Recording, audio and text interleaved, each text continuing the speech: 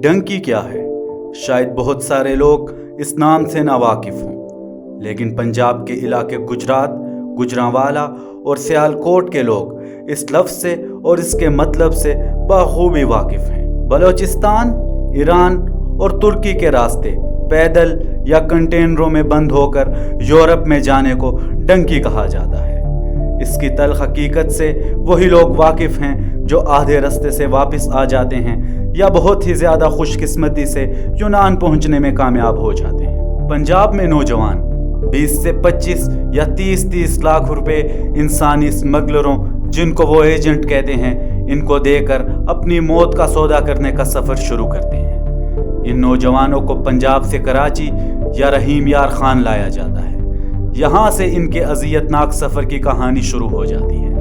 بلوچستان میں داخلے کے ساتھ ہی انہیں بند کنٹینروں، ٹرکوں میں سامان کے نیچے یا بسوں میں سائڈ کے خانوں میں بند کر کے پاک ایران بارڈر پہنچایا جاتا ہے۔ بارڈر پر ایجنٹس کے کارندے ان کی تلاشی لیتے ہیں اور کاغذ نام کی ایک بھی چیز ان کے پاس نہیں رہنے دیتے۔ کرنسی، شناختی کارڈ، ان کی فوٹو کاپی سمیت کوئی بھی چیز ان کے پاس نہیں رہنے دی جاتی۔ یہاں لوگ انہیں بارڈر پار کرواتے ہیں، جس کے بعد پیدل یا چھوٹی گاڑیوں کے ذریعے ایران کے شہر تہران پہنچایا جاتا ہے۔ پاک ایران بارڈر سے تہران کا یہ سفر تقریباً 7 دن کا ہوتا ہے اور ان کو اس چھوٹی گاڑی میں بٹھایا جاتا ہے جس میں تقریباً 4 سے 5 بندوں کے بیٹھنے کی جگہ ہوتی ہے۔ اس میں تقریباً 12 اور 15 لوگ بٹھائے جاتے ہیں۔ ایران کے شہر تہران سے دوبارہ ان کو چھوٹی گاڑیوں میں ترکی کے بارڈر پر پہنچایا جاتا ہے۔ بھوک، پیاس تو کبھی ایرانی فورسز کی نظر میں آنے پر بیشتر لوگ اس سفر میں مارے جاتے ہیں۔ خوش قسمتی سے جو لوگ بچ جائیں وہ ترکی پہنچ کر بند کنٹینروں کے ذریعے اگلے بارڈر پر پہنچائے جاتے ہیں۔ یہاں سے ایک اور اذیت ناک کہانی شروع ہوتی ہے۔ بچے ہوئے لوگوں کو ترکی کے علاقے ازمیر سے سمندر میں چھوٹی کشتیوں کے ذریعے آگے جانا ہوتا ہے۔ چھوٹی کشتیوں پر بڑی تعداد میں لوگوں کو سوار کیا جاتا ہے، جس کی وجہ سے اکثر کشتیاں ڈوب جاتی ہیں۔ اگر کوئی شخص کچھ زیادہ پیسے دے کر تھوڑے اچھے طریقے سے ڈنکی لگانا چاہے تو اس کو ہوائی جہاز کے ذریعے پہلے پاکستان سے دبئی یا توینس پہنچایا جاتا ہے، جس کے بعد اس کو جہاز کے ذریعے ہی لیبیا پہنچایا جاتا ہے۔ مگر لیبیا سے بھی اس کو ایک چھوٹی کشتی میں سوار ہونا پڑتا ہے اور اس کے بعد ان کو یورپ کے کسی ملک، یونان یا اٹلی پہنچایا جاتا ہے۔ حالیہ دنوں میں ڈوبنے والی کشتی بھی اسی وجہ سے ڈوبی کہ ایک چھوٹی کشتی پر تقریباً 700 سے زائد لوگوں کو سوار کیا گیا۔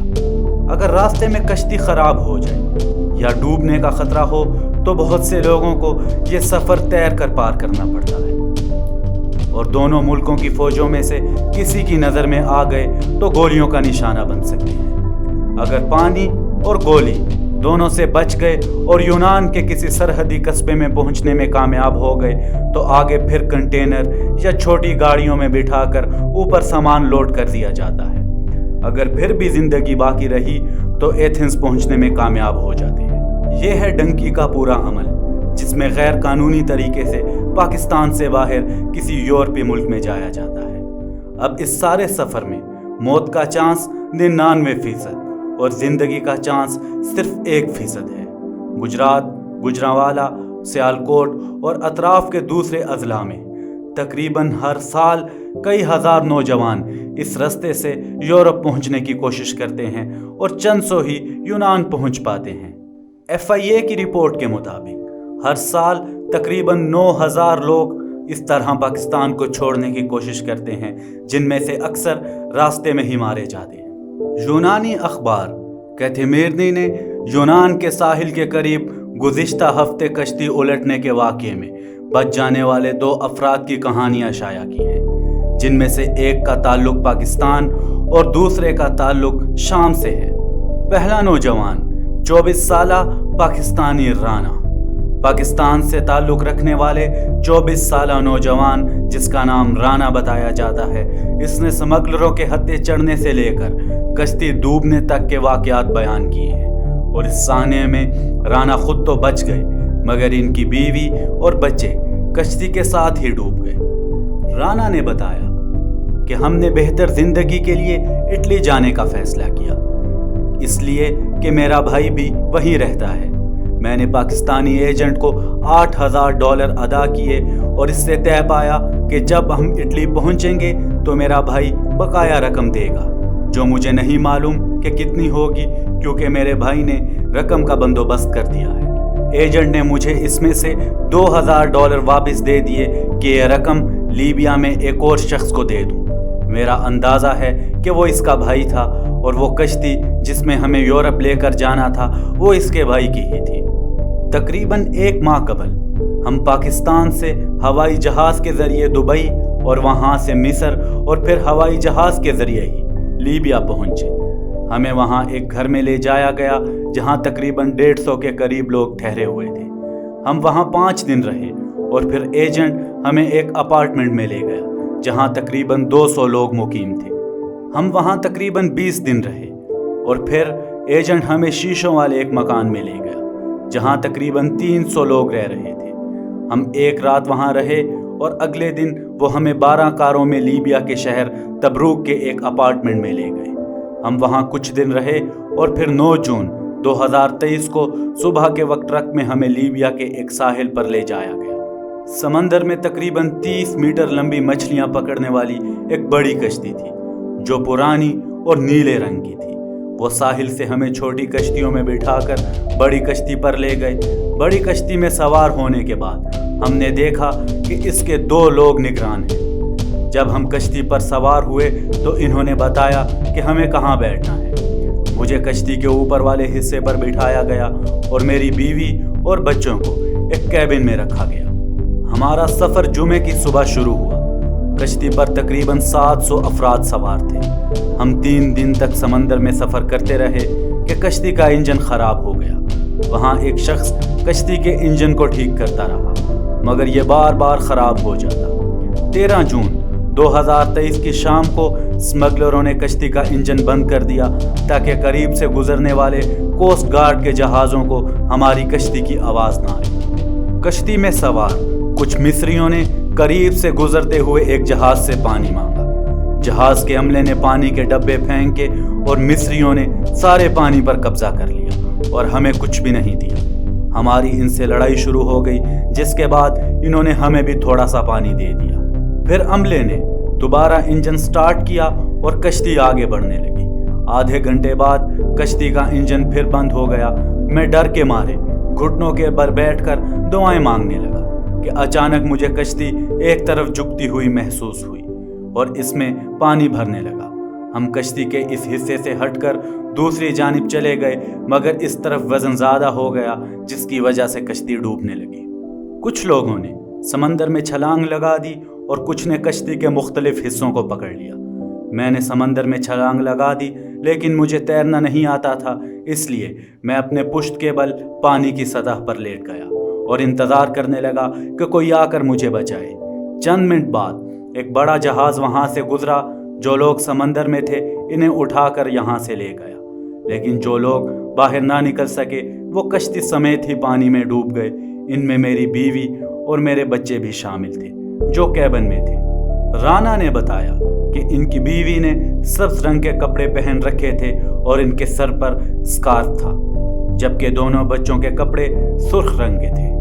23 سالہ حسن شام کے دارالحکومت دمشق کے مضافات میں اپنے خاندان کے ساتھ رہتے تھے۔ اس سے پہلے وہ لبنان میں 3 سال تک کام کر چکے تھے۔ پھر انہوں نے اپنے خاندان کی مالی مدد کرنے کی خاطر یورپ جانے کا فیصلہ کیا اور ان کی نظر خاص طور پر جرمنی پر تھی۔ حسن نے بتایا کہ انہیں معلوم ہوا کہ ایک آدمی لیبیا کے راستے یورپ کے لیے غیر قانونی سفر کا کامیابی سے بندوبست کر سکتا ہے۔ انہوں نے اس شخص سے فون پر بات کی اور اس سے درخواست کی کہ اسے بھی کسی طریقے سے یورپ پہنچا دیا جائے۔ حسن نے بتایا کہ میرے والد نے ڈیلروں کے ساتھ $4,500 کا سودا کیا اور کہا کہ جب یہ اٹلی پہنچ جائے گا تب یہ رقم ملے گی۔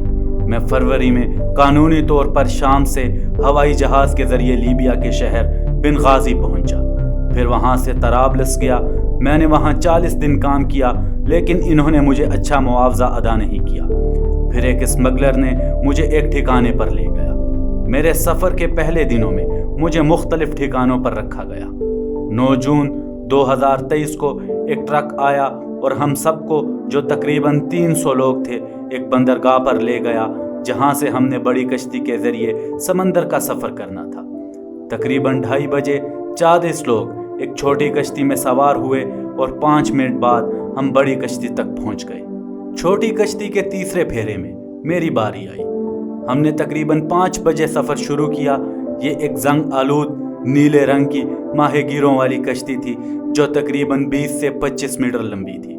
मुझे शुरू में कश्ती के नीचे वाले हिस्से में बिठाया गया, मगर वहाँ मेरा दम घुटने लगा, जिसके बाद एक शख्स को 10 यूरो रिश्वत देकर मैं कश्ती के ऊपर वाले हिस्से में चला गया, और कश्ती डूबने के बाद मैंने इस शख्स को दोबारा नहीं देखा। हम 4 दिन तक समंदर में सफ़र करते रहे। इन्होंने हमें थोड़ा सा खाना और गंदा सा पानी पीने को दिया। मेरे अंदाजे के मुताबिक जहाज़ पर तकरीबन 700 लोग सफ़र कर रहे थे।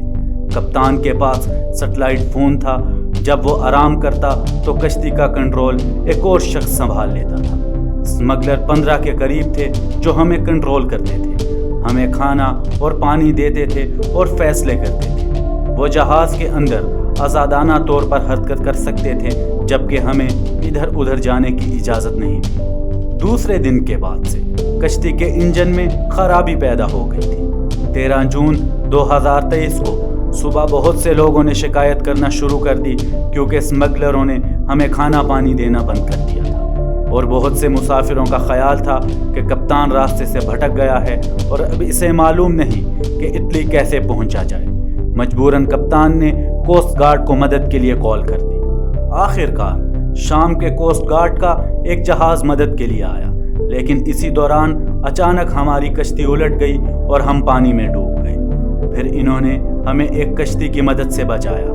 मज़ीद 2-3 जहाज़ रात के बाद आए और इन्होंने हमारी मदद की। सुबह हमें इनमें से एक में मुंतकिल कर दिया गया और हमें एक बंदरगाह पर ले जाया गया, जहां हम अभी भी मौजूद हैं, जहां इन्होंने हमें पानी भी दिया।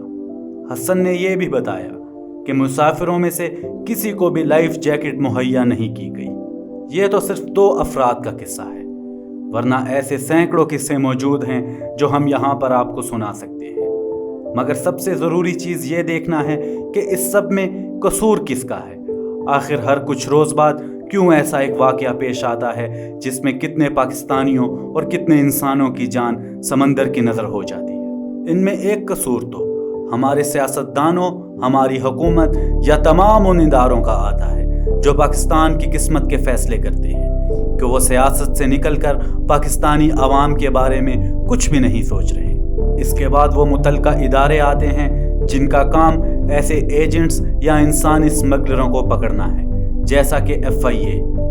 गुजरात के बच्चे बच्चे को इस पूरे नेटवर्क और इन तमाम एजेंट्स का पता है, मगर हमारी FIA इससे मुकम्मल तौर पर ला इल्म है, और जब भी कोई ऐसा वाक़या होता है तो दोबारा एक्टिव हो जाते हैं। आप इस बात से इख्तलाफ कर सकते हैं, मगर इस वाक़ये के सबसे बड़े ज़िम्मेदार वो लोग हैं जिन्होंने खुद इस मौत के सफ़र का इंतखाब किया। सब कुछ जानते हुए भी वो अपने बीवी और बच्चों के साथ इस मौत के सफ़र पर रवाना हुए, और किस लिए?